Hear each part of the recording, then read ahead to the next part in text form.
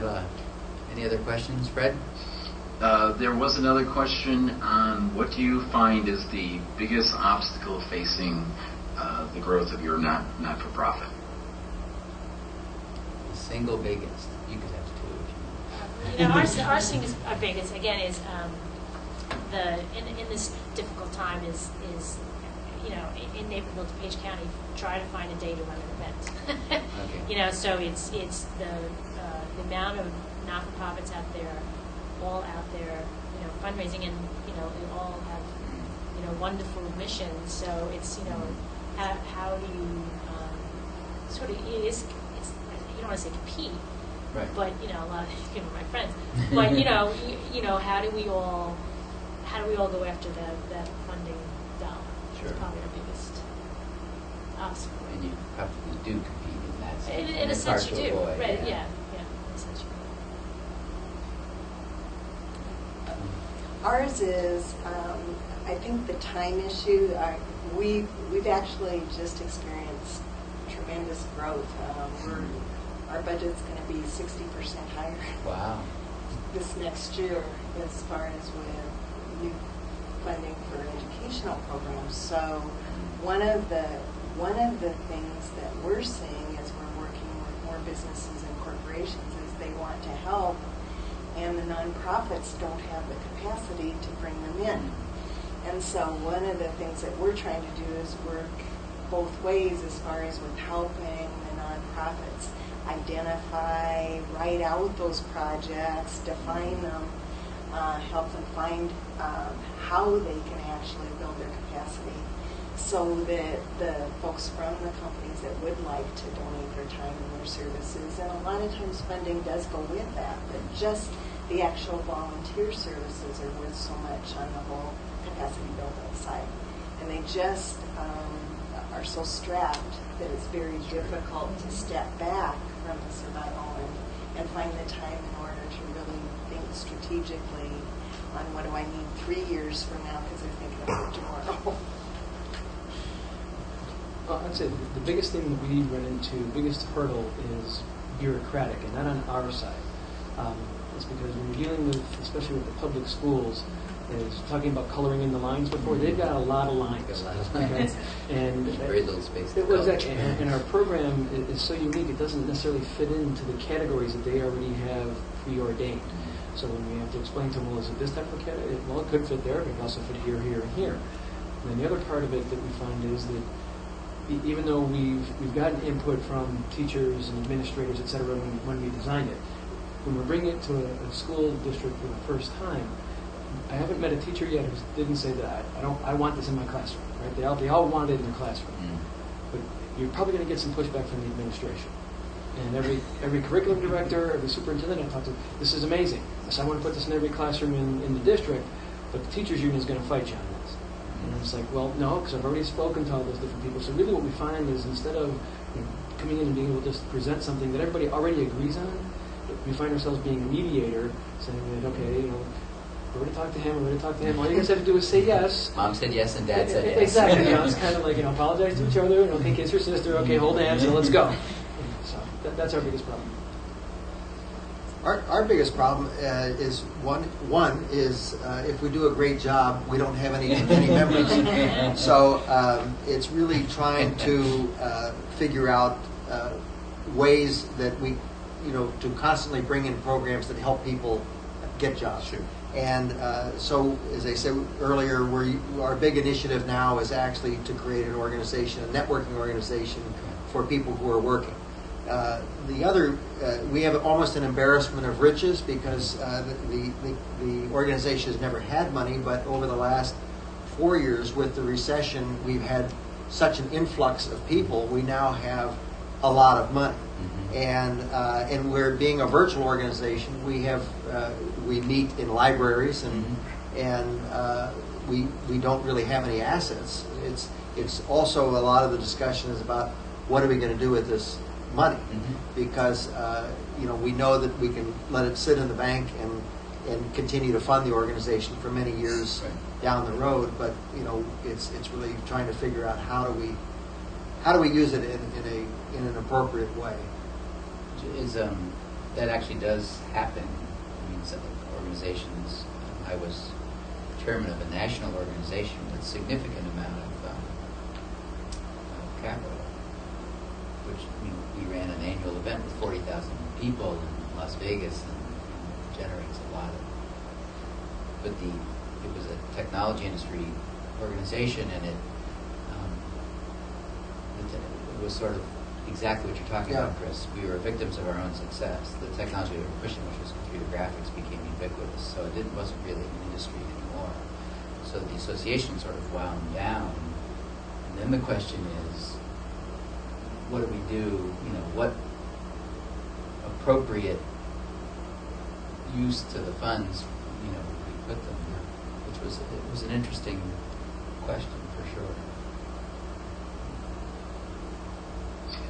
The next question we have comes from overseas, and that is, how, with the failing economies in Europe, in the EU zone, how do you expect that will impact your not-for-profits?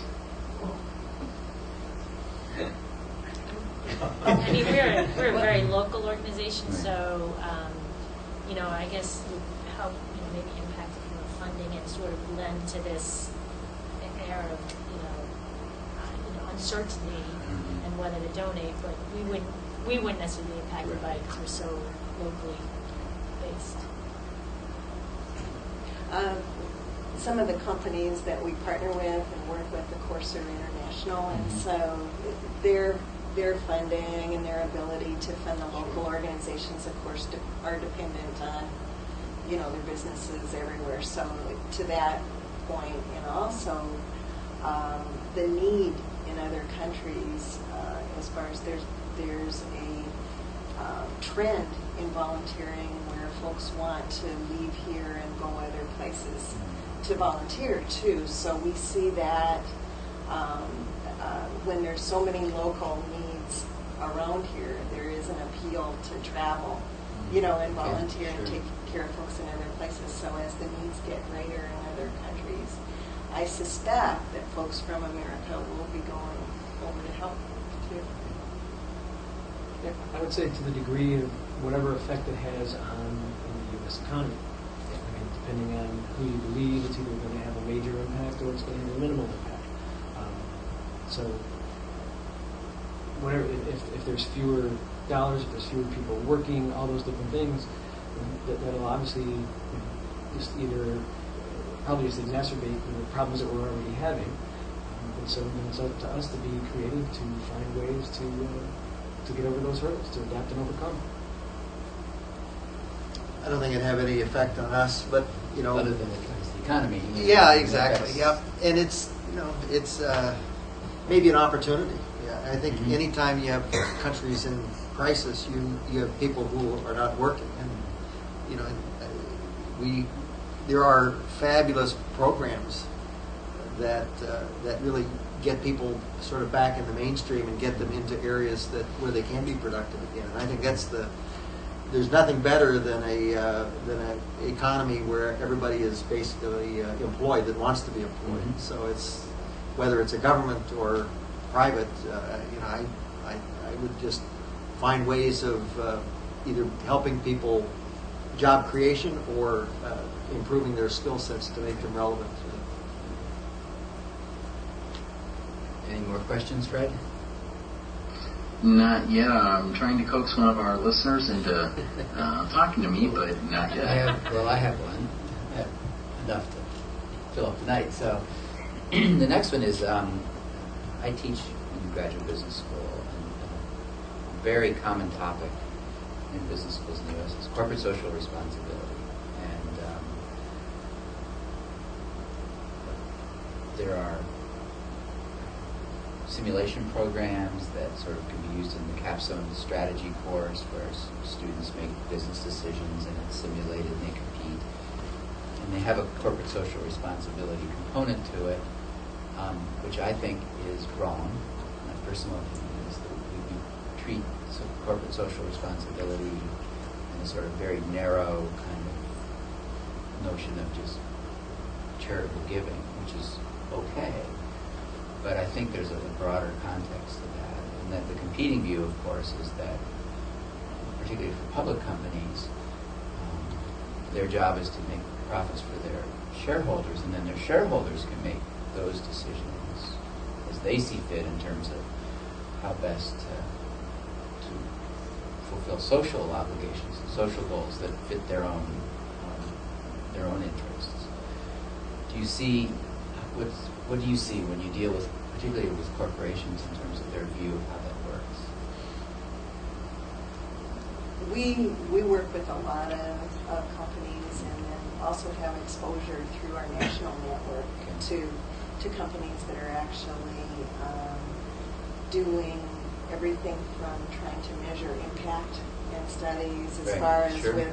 with the does it pay to allow employees to go volunteer during the day Mhm. or have actual programs Right. and go out into the community, and really what's coming back is that it really does. Right. And I one actually of think the that broader notion of Mhm. corporate social responsibility does make sense. And so a lot of the larger companies have actually, like Deloitte and Accenture and IBM, they actually use service as an incentive for some of the employees to Okay. go, and they can take a sabbatical and actually solve a global problem. Mm-hmm. As far as compete for these positions and Okay. all. So what's, I think, most interesting is the new millennial, though. The young folks that are entering the corporate sector are actually looking for companies that give back to the community. Okay. And as far as a Okay. place to work and to stay and feel like they're in a culture that they have the latitude to really do something to give back and show social responsibility, it's really a trend Okay. that we're That's seeing. interesting.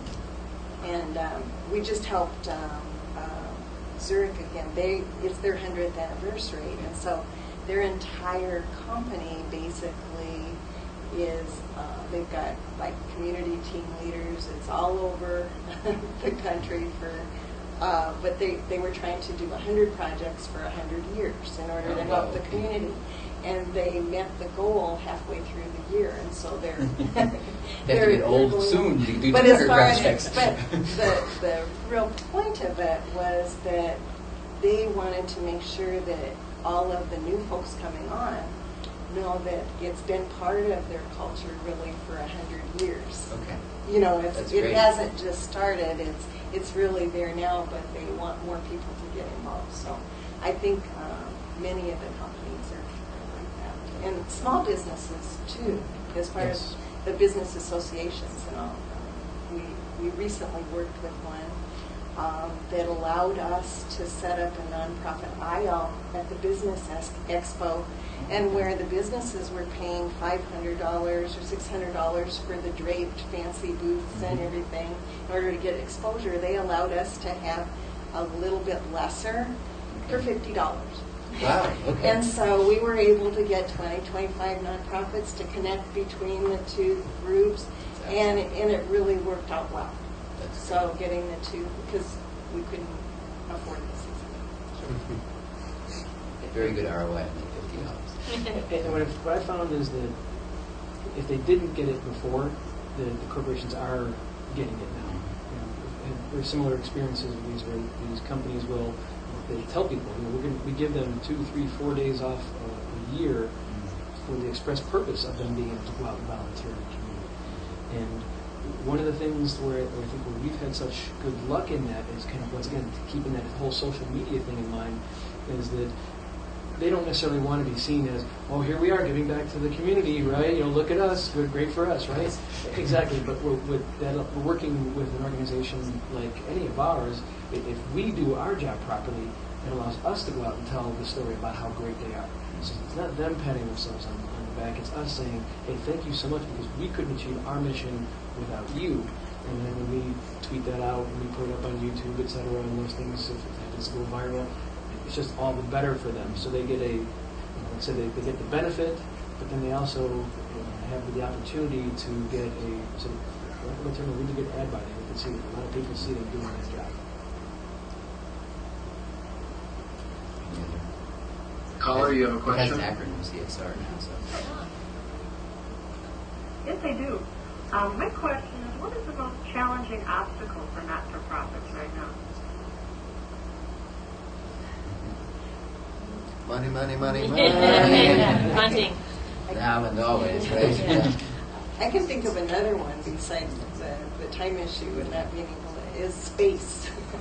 Oh, okay. We are totally running out of space. We're Okay. based in a school building and we cover a lot of territory, so we're actually thinking of satellite facilities or figuring out a way, because we've always been in one office and we've never dealt with this before. So we're trying to figure out how we can grow on a limited budget and maybe partner with folks in order to get a room somewhere. Yeah, and I also think we're looking at our process and how we serve clients, and we do these applications by hand, and some people have terrible writing, and we have a double entry system for tracking our data.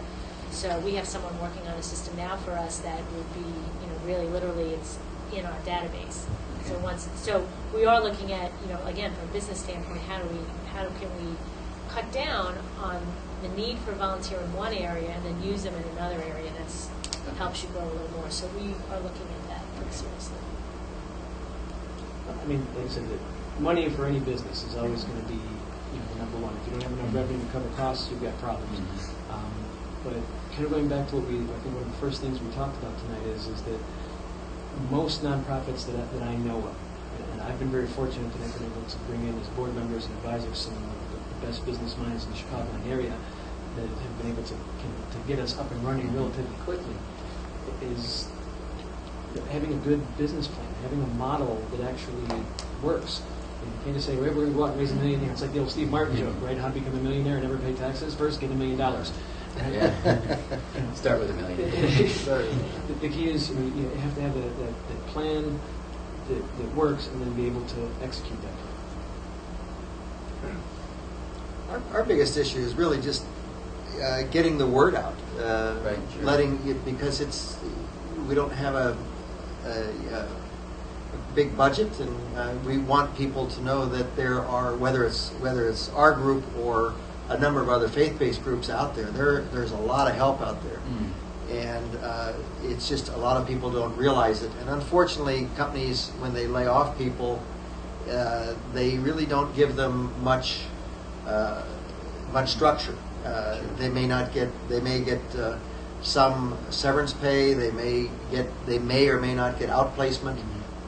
But people just don't know, how do I go and find another job? Do you work with human resources departments in companies sometimes to create awareness for when they do? I'm embarrassed to say no. Okay. We don't, and I think part of that is just there is no staff per se, but only so many hours in the day, right? yeah, and they, I suspect that they don't really want to hear it, because virtually anything that we would suggest costs them more money. And the reason why they're laying off people is to save money. Right. And so from a social responsibility, corporate social responsibility standpoint, I think they are doing less and less and less. It used to be they gave maybe a week of severance for every year, and that isn't happening anymore. They used to provide outplacement services. They don't do that anymore. But could you present your organization as a less expensive alternative to outplacement? Yes, we could, and but we haven't. Okay. And but I think that's certainly a promising direction. Okay. We have a question in the audience. One in a few minutes. Mr. Campbell, yeah, and I find it intriguing that this senior level management executives require a special, not-for-profit aid or assistance. So I guess I was wondering, I would think that, you're told all your life that networking is one of the most important Yes. skills to find a job. I would think that these people are very good at networking. You've mentioned maybe they're not good at technology. Is there something that you see that you can, draw kind of a conclusion from the current economic conditions? What is the main issue facing these people, maybe outside of the technology issue? Has there been a fundamental change in management structure, corporate world, or? I'm not sure I know what your question is. You're Besides, I would think executives are good at networking. They're actually not. They're not. They're not. No. 90 seconds. I would say what executives are very good at are performing their jobs, and they don't spend nearly enough time, building their network. So when they leave a company, somebody actually has to tell them, make a list. You should have 200 people that you should be able to list, whether it's a neighbor or friends. Look at your email list. And then these are the people that you have to go out to. And I would say that 60 seconds. it's shocking how bad their networking skills are. Okay, so they're like the rest of us. Yeah, everybody needs help. Well, the good news is, or the bad news is we've run over time. The good news is this, because you've been such a wonderful panel. And in addition to that, I think that the good that you all do in the community is to be applauded. So I really appreciate you all taking the time tonight. It's been a great session, and best of luck in all of your individual organizations, and it's been terrific. Thank you for Great, sponsoring thanks it. for having me. And with this, I will turn it back over to Mike. Am I turning it over to Mike? No, that's it. Thanks for participating.